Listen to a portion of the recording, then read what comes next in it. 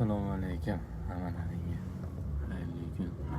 Mana kimlardir umrini oxirigacha o'zi xohlamagan ishlab o'tkazib boradi.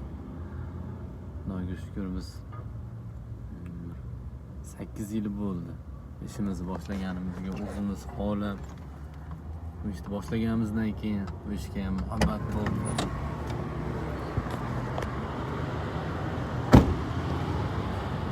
Mana bizni boshliq olmas. Ha boshliq. Ya o'zimizmi? Ha. O'rta. Gapiryapmiz.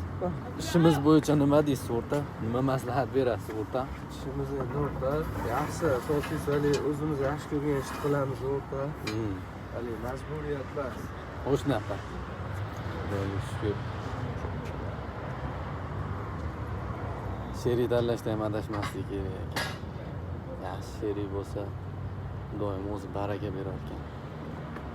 Nima deysiz, sherikli ishda baraka bor ekanmi o'rta? Конечно, o'rta.